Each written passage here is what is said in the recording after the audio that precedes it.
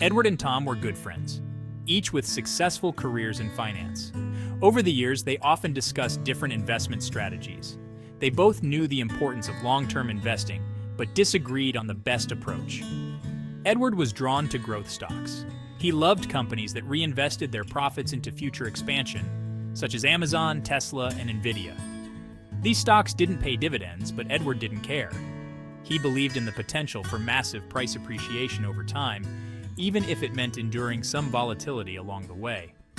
Tom, on the other hand, was a dividend investor.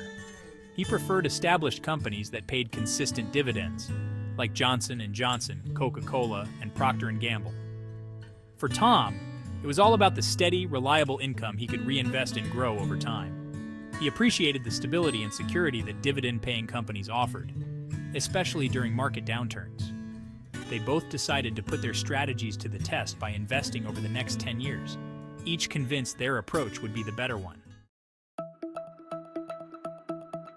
Edward dove headfirst into the world of high-growth stocks. He was attracted to companies that were rapidly expanding, reinvesting their earnings back into innovation and future growth. He loved the excitement of seeing companies like Tesla disrupt industries and skyrocket in value. However, Edward knew this came with significant risk. Growth stocks were often volatile, meaning their prices could swing wildly with market sentiment. Still, Edward believed that, in the long term, the risk would pay off with impressive capital appreciation. He didn't mind the lack of dividends.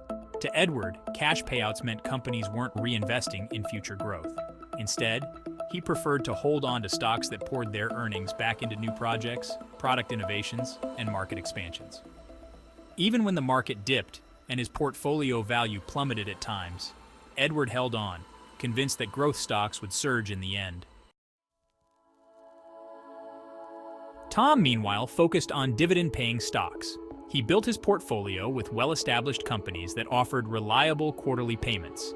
He reinvested those dividends back into buying more shares, setting off a compounding cycle that gradually grew his holdings and his income.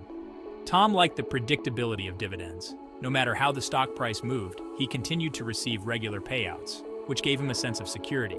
He preferred companies with a long history of dividend growth, believing they were financially sound and less prone to sharp drops during market downturns. Over time, his reinvested dividends increased his overall share count, which, in turn, increased the amount of dividends he received each quarter. This compounding effect created a snowball of passive income that grew year after year, which encouraged Tom to stay the course.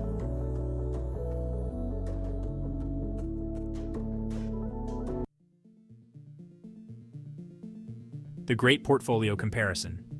10 years passed and it was time to compare their portfolios. They met over dinner to review the results. Edward's growth portfolio had gone through some dramatic highs and lows. His stocks had surged in value during market booms, giving him massive capital appreciation. Some of his investments, like Amazon and Nvidia, had far outpaced the broader market, making his portfolio much larger than it had been a decade ago. However, Edward's journey had been anything but smooth. His portfolio was highly volatile, and during market downturns, he had experienced significant drops in value.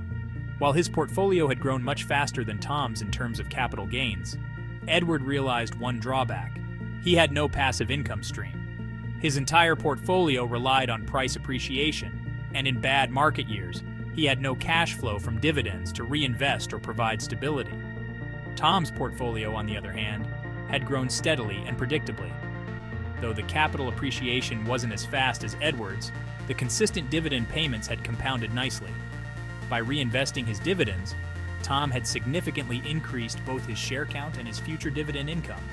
His portfolio had become a reliable source of passive income, and during the 10 years, his portfolio value had grown moderately, largely due to reinvestment.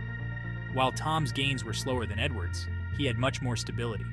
Even during market downturns, his dividend-paying companies continued to deliver income, giving him a sense of financial security.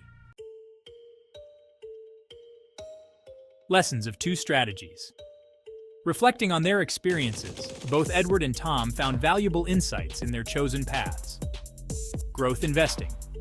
Edward's approach was ideal for investors looking to maximize capital appreciation.